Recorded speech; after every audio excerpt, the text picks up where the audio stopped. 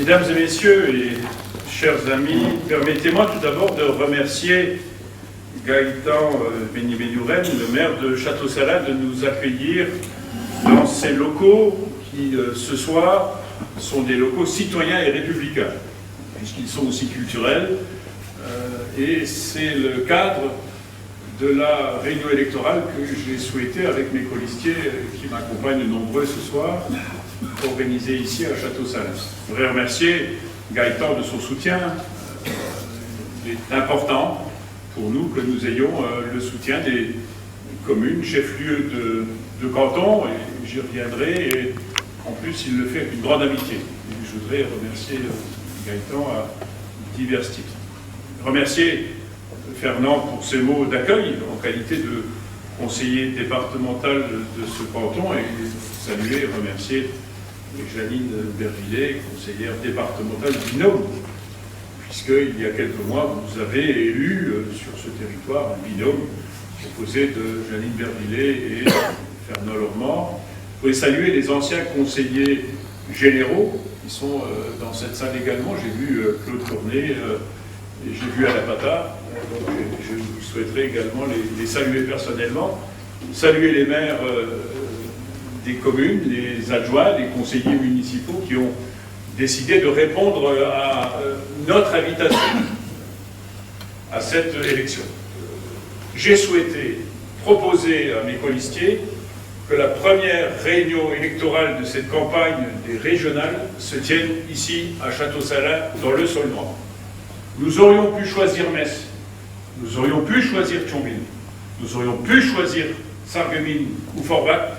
Nous avons choisi Château-Salins pour marquer le fait que dans cette grande région, il faudra que la Moselle tienne toute sa place et que la Moselle rurale tienne toute sa place. C'est le message que je souhaite transmettre aujourd'hui ici depuis Château-Salins, et c'est la raison pour laquelle on a souhaité venir ici dans cette commune, sur ce territoire, dans ce chef-lieu de canton, pour affirmer pour nous la place que tient la ruralité, et nous avons un certain nombre de maires ruraux qui sont à nos côtés, d'élus ruraux qui sont à mes côtés et qui composent cette liste. Et donc c'est ce message que je souhaitais donner, cet affichage de solidarité entre les territoires qui doit être assumé à la fois par naturellement les élus régionaux, mais aussi et d'abord ceux qui représentent le territoire départemental. Nous allons organiser une réunion dans chaque chef-lieu des cantons, des 27 cantons de Moselle. Là aussi, c'est une campagne de proximité que nous allons assumer durant ces semaines qui nous séparent du 6 décembre prochain, jour du premier tour des élections régionales. Et donc, on a voulu s'arrêter dans chacun des chefs-lieux de canton, de Bitche à Metz, de Metz à Sarrebourg. Pour nous, il est important qu'on puisse aller au contact du territoire pour affirmer qu'il est indispensable que dans une région de cette dimension-là, il y ait l'action au service de la proximité et de la particularité de chacun des territoires, des 10 départements qui vont composer cette grande région locale. Et je voudrais remercier ensuite mes colistiers qui aujourd'hui sont présents à mes côtés. Ils sont nombreux. Nous aurons l'occasion de nous présenter à la presse jeudi prochain. Donc vous les voyez pratiquement en avant-première, puisque nous sommes rencontrés, le PAC s'est réuni dimanche dernier chez mon ami le maire de Marly, et nous avons présenté toute l'équipe qui a répondu à plusieurs exigences. Naturellement, la première est celle de la parité.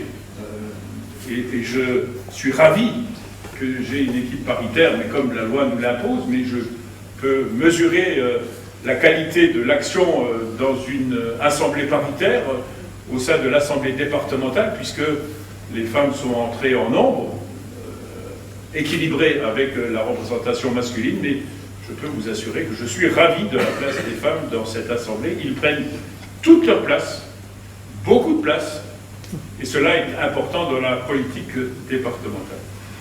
Alors je ne vais pas vous les citer tous, parce que je pense que vous le verrez, mais vous avez et cela a été répété.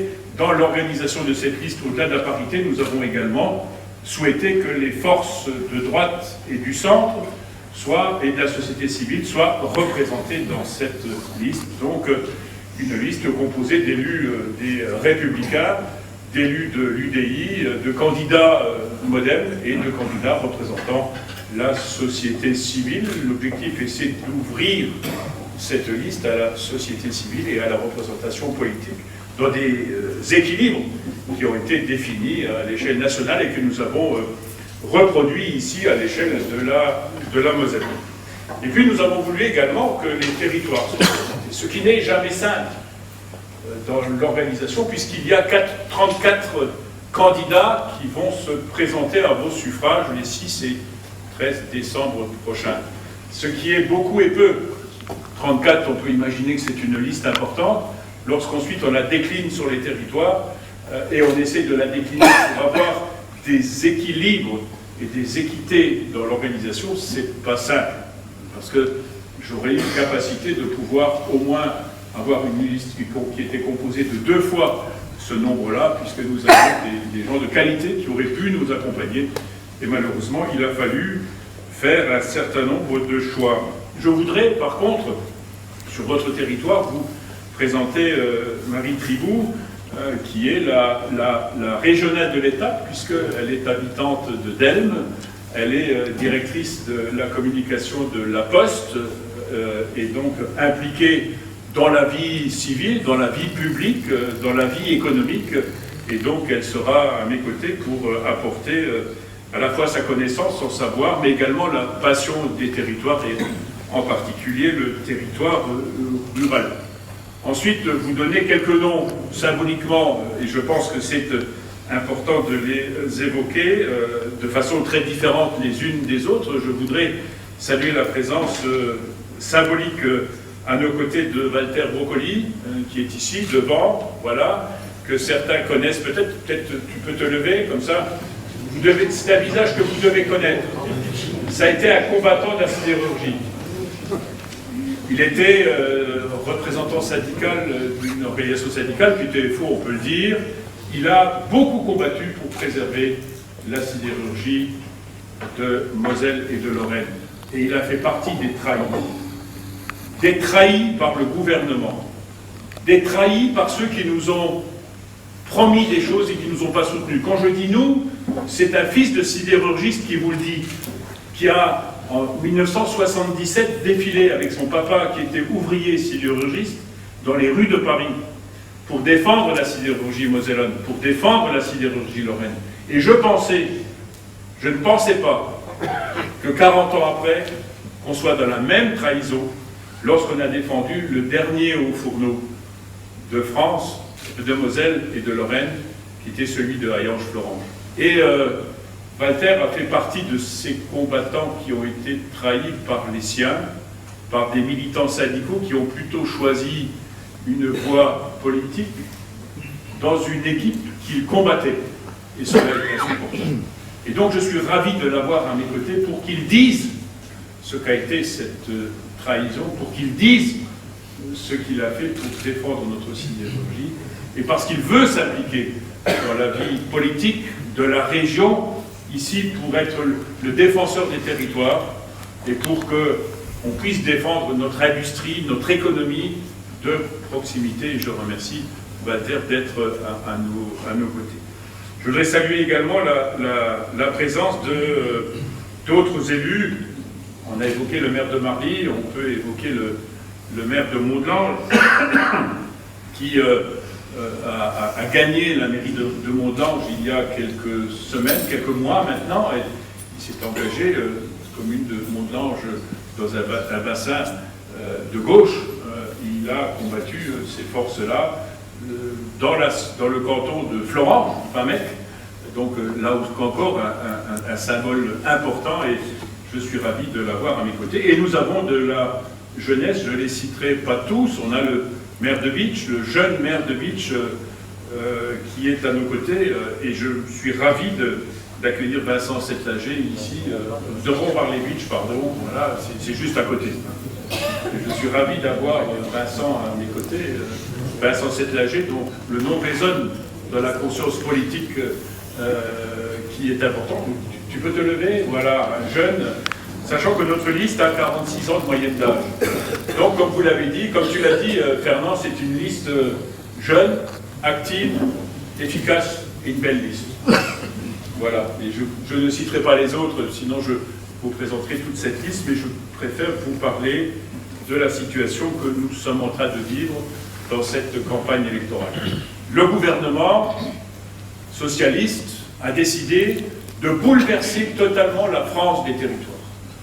De par, à la fois, et vous le savez, vous en avez été des victimes ici, le remodelage des cantons de France, avec l'objectif qui a été d'essayer d'organiser cela dans le cadre des ressources humaines du Parti socialiste. Ils pensaient comme cela conserver la majorité des départements de France et dans les départements la majorité des cantons de France. Ils se sont juste trompés.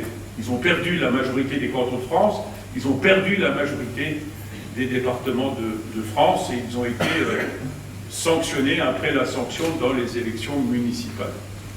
Ensuite, ils se sont engagés dans cette loi NOTRe, et tout cela a été fait en érigeant comme principe et comme objectif une économie budgétaire et rendre plus lisible la carte des territoires de France. L'économie budgétaire, le ministre chargé de ces politiques, Valigny, disait « Nous allons pouvoir faire entre 11 et 25 milliards d'euros d'économies ». Aujourd'hui, on nous explique on ne va certainement pas faire d'économie et ça risque de nous coûter plus cher. La deuxième explication, c'est que cela va être plus facile à comprendre et donc plus lisible pour nos concitoyens. Je pense que si vous faisiez l'exercice comme je l'ai fait, d'arrêter quelqu'un dans la rue et de lui demander s'il comprend la carte des territoires de France, il vous donnerait les réponses que j'ai reçues, c'est « je n'y comprends rien ». Je n'y comprends rien dans ces grandes régions, ces 13 grandes régions de France qui ont été découpées entre la poire et le fromage dimanche soir à l'Élysée. Le samedi, nous étions avec l'Alsace. Le dimanche, la Champagne était avec la Picardie. Le lundi, l'Alsace était seule. Le mardi, nous étions avec la Champagne-Ardenne. Et puis, le dimanche suivant, nous étions mariés avec l'Alsace à l'est et la Champagne-Ardenne à l'ouest. Nous faisions partie des deux grandes régions de France qui étaient composées de 3 anciennes régions. Et de façon corrélative, ils ont travaillé également sur les intercommunalités en disant qu'il ne fallait pas qu'une intercommunalité soit composée de moins de 15 000 habitants, ce qui va avoir pour conséquence sur la carte de la Moselle la suppression de 13 intercommunalités en Moselle. Nous allons passer de 34 à 21 intercommunalités. Et par cette suppression, il va y avoir des fusions, ce qui veut dire que pratiquement toutes les intercommunalités vont faire l'objet d'une réorganisation, j'allais dire d'une désorganisation. Et nous sommes aujourd'hui dans cette situation où nous rentrons en élection régionale dans une grande région qui n'a ni budget, ni administration, ni siège, ni nom, et qui a pour l'instant aucun projet. Donc nous rentrons dans cette élection pour élire des élus qui vont s'installer dans une région qui pour l'instant est virtuelle. Une région qui va représenter 5 500 000 habitants. Pour vous donner juste une référence, c'est la population de la Finlande ou du Danemark. Et c'est une région qui va représenter 57 000 km², ce qui représente la superficie équivalente à 2 fois la Belgique. Donc vous imaginez ce que cela va représenter comme grande région avec plus de 5200 communes. Et c'est une région qui va tutoyer 4 grands pays d'Europe, que sont la Belgique, le Luxembourg, l'Allemagne avec 3 Länder, la Rhénanie-Palatinat, la Sarre et le Bade-Wurtemberg, et au sud, la Suisse. Et donc il y a un enjeu très important dans cette élection régionale. Certes, j'ai fait partie de ceux qui ont combattu cette loi NOTRe. Maintenant que celle-ci est installée officiellement par la législation et la décision du Parlement, nous devons nous battre pour que la Moselle soit représentée dans cette grande région et que cette grande région tienne toute la place qu'elle doit tenir dans la compétition des territoires de France. Cela est absolument essentiel et vous devez en mesurer les conséquences lorsqu'on sait les compétences que devra assumer cette grande région. Grande région qui représente aujourd'hui 2 600 000 personnes actives dans cette grande région, sachant qu'il y a pratiquement un jeune pour un senior dans cette grande région, donc il y a l'équilibre de la représentation des populations, mais cette grande région représente également 160 000 travailleurs frontaliers. Donc elle est véritablement une région européenne avec tout ce que cela représentera comme enjeu et comme décision que les électrices et les électeurs seront appelés à prendre le 6 décembre prochain. Cette grande région représentera 189 000 étudiants et 5 universités différentes. Donc vous mesurez bien l'enjeu. Nous sommes là dans le cadre d'une région pays, d'une région qui devra assumer toutes ses responsabilités et ses compétences qui lui sont dévolues. Et je pense que c'est important de les évoquer. Naturellement, les questions de la mobilité sera une question fondamentale, en particulier les transports ferroviaires, mais aussi la mobilité au travers des transports interurbains et des transports scolaires. Parce qu'on aurait pu imaginer que cette grande région se voit confier des compétences qui seraient descendues depuis l'État vers les régions. Je pense à l'emploi, je pense même à l'éducation nationale. Parce qu'on ne peut pas se comparer à l'Allemagne en disant mais vous avez les Länder en Allemagne, vous voyez comment c'est riche, comment c'est fort, comment c'est puissant, et nous dire que nos grandes régions ont été piquées des compétences vers les départements. Je prends l'exemple du transport scolaire. Ce qui veut dire que demain, le transport scolaire dans le canton du Saulnois va être géré par la grande région. Que le transport interurbain du territoire de Bitche va être géré par la grande région. Alors qu'on sait que nous sommes là dans une mobilité qui est fondamentale dans l'aménagement du territoire. Et je prends un seul exemple. Le transport scolaire est celui qui organise la sectorisation du recrutement dans les collèges. Et la crainte qu'on peut avoir, c'est qu'un jour, il y a un fonctionnaire malin à la région qui se dise on va faire des économies sur les transports scolaires. Ce qui veut dire on va faire des économies sur le nombre de collèges dans un département. Et qu'un département de 200 élèves, par exemple, comme à Moussé en Moselle, n'a plus de raison d'être, et on fera des économies de transport si on déplace et on ferme un collège comme celui-ci. Ce qui veut dire qu'il faut que dans ces politiques publiques, nous ayons des élus qui défendent le territoire départemental. Ce qui veut dire que dans notre région, il faut qu'on ait des élus qui défendent la Moselle. Parce que c'est l'avenir de la Moselle, des Mosellans, des territoires mosellans, qui va se jouer à l'occasion de cette élection du 6 et du 13 et du 16 décembre prochain. Et ce n'est pas en allant vers les voies de l'extrême qu'on réglera le problème des transports scolaires et des transports interurbains de Moselle, qui relèvent de la proximité, de votre proximité, de l'avenir de notre jeunesse. Parce qu'il faut préserver ces collèges de proximité, c'est essentiel, parce que dans une grande ville, si on supprime un collège, on saura en trouver un 5 rues plus loin, et les élèves, les collégiens n'auront à faire que 500 mètres ou 1 kilomètre à pied, voire avec les transports urbains pour se déplacer. Par contre, si on supprime un collège dans le rural, et vous le savez mieux que quiconque, les élèves feront une demi-heure, 3/4 d'heure de bus de plus le matin et le soir. Quelle sera leur qualité de vie alors que les transports scolaires étaient de la responsabilité des départements et qu'on les déplace vers les écoles? Ce qui veut dire qu'il faut que nous, élus demain de la région, nous soyons attentifs pour défendre notre transport. comme ceux qui vont le faire dans l'Aube, comme ceux qui vont le faire dans le Bas-Rhin, nous devons le faire en Moselle. Parce que cette élection sera organisée dans des scrutins par département. Et vous allez élire vos conseillers régionaux qui représenteront la Moselle, qui défendront la Moselle. Parce que la Moselle a une particularité. Parce que la Moselle est, avec le Bas-Rhin, le territoire le plus peuplé de la grande région.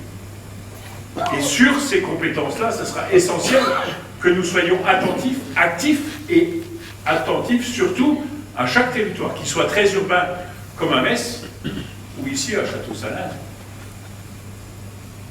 Et une des autres compétences qui n'est plus de celle du département et qui est remontée à la région est celle du développement économique. J'en parle déjà au passé, puisque la compétence économique est départementale depuis le 7 août dernier. Mais ce n'est pas pour cette raison-là que la région Lorraine actuelle, sous l'autorité de Jean-Pierre Masseret, a décidé de dire tout de suite, je reprends la compétence économique et ce que faisait le département, je le fais tout de suite. Que nenni. Nous soutenions les petites entreprises avec l'AMICAP, l'aide mosellane à l'investissement du commerce, de l'artisanat et des petites entreprises, pour soutenir là, le boulanger, pour soutenir là, l'épicier, pour soutenir là, le petit artisan pour qu'il reste sur le territoire, qu'il investisse dans les villages et dans les villes de Moselle. Aujourd'hui, nous ne pouvons plus le faire. Demain, nous ne pourrons plus le faire. Ce sera de la responsabilité de la région. Et donc, il faut que dans cette nouvelle organisation, qui fera qu'on parlera économie à l'échelle de la grande région et à l'échelle de l'intercommunalité, Monsieur le Président, il n'y aura plus d'intermédiaire. Il faut qu'on bâtisse au niveau des départements une politique d'attractivité qui permette à la fois de travailler en relation avec les territoires et qui permette de représenter la Moselle à l'échelle de la région économique. Là où les choses vont se décider, il faut qu'on soit présent. Il faut que la Moselle soit représentée dans une démarche dynamique, pas dans une démarche politicienne, pour défendre un territoire. Cela est absolument essentiel, et pas dans des grands discours nationaux, mais dans des discours de proximité. Nous sommes, nous, élus et candidats de la proximité, de votre proximité. Et lorsque je dis cela, nous l'avons démontré. Nous avons des maires, des conseillers municipaux, des chefs d'entreprise.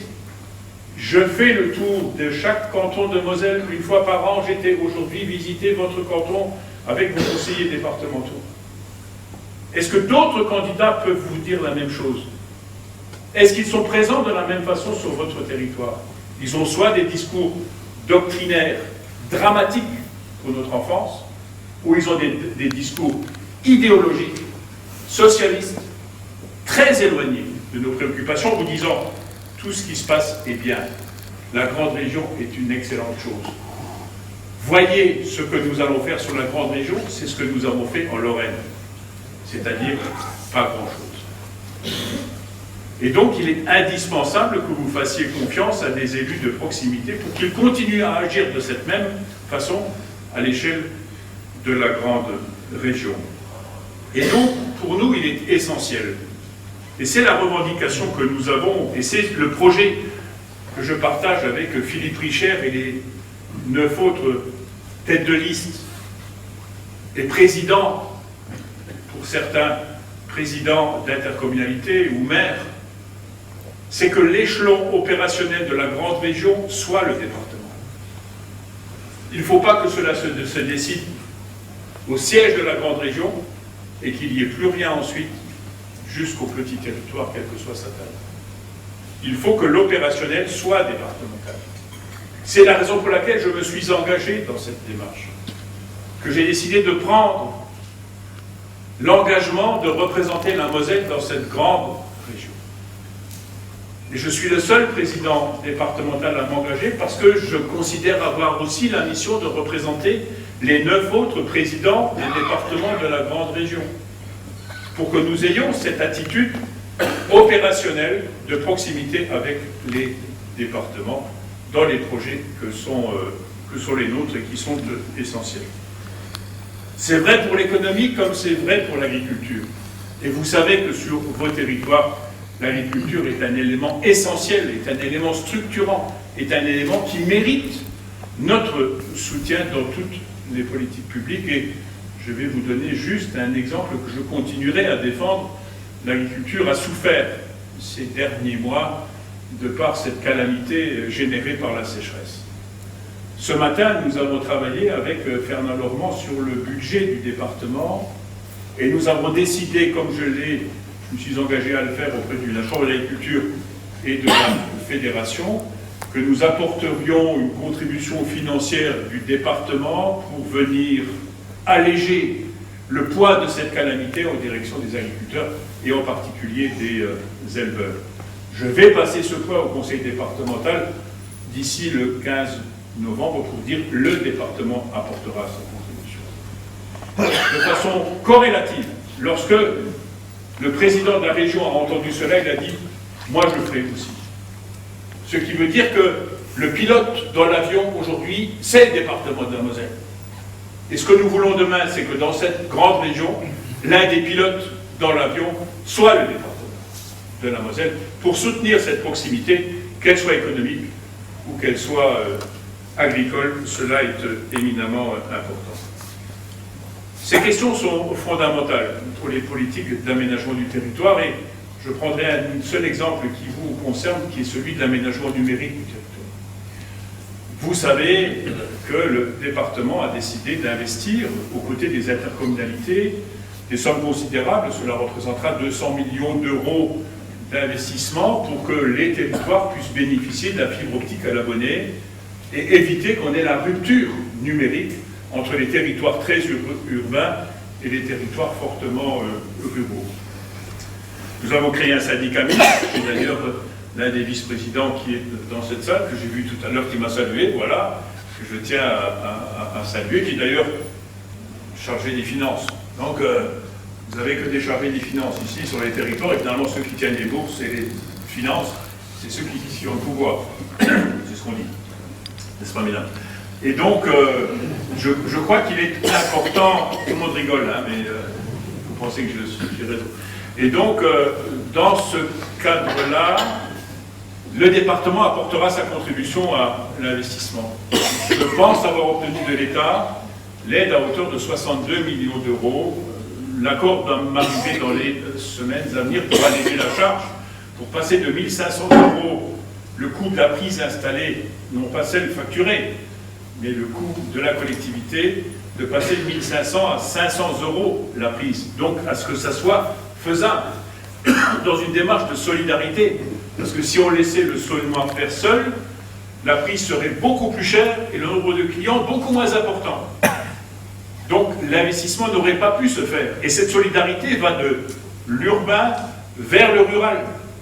Parce que le pays d'Ayange, qui n'a pas voulu y aller, s'ils allaient seuls, c'est 550 euros. S'ils vont avec nous, ils diminuent de 50 euros le coût de la prise. Donc, eux, la solidarité, ils ne la voient pas, alors qu'ils sont socialistes. Mais, semble-t-il, les socialistes sont plus solidaires. C'est un scoop. Et on est dans cette démarche où nous avons engagé cette action au sein du syndicat mixte ouvert. Les travaux démarrent en septembre prochain. Nous allons, avant la fin d'année, planifier. Et dans la planification, j'ai dit, et le vice-président peut en témoigner, que le Saulnois doit être servi d'abord. Parce que ici, la question du numérique est primordiale sur le territoire. Parce qu'un territoire qui n'aura pas l'infrastructure numérique, c'est un territoire qui sera en situation de fracture, de rupture, de désertification. Mais par contre, j'attends toujours aujourd'hui la réponse de la région Lorraine pour savoir ce qu'ils vont nous apporter. Et je ne pense pas l'obtenir avant le 31 décembre. Alors qu'en Alsace, Philippe Richer a pris le dossier, et c'est la région Alsace qui finance, totalement, et qui a fixé les règles, et qui les a adoptées. Ce qu'on fait en Alsace, on n'est pas capable de le faire en Lorraine. La seule différence, c'est que là-bas, il y a un président qui croit à une région qui assume la responsabilité de l'aménagement du territoire, alors que chez nous, en Lorraine, on a un président qui ne fait que de la politique. Et de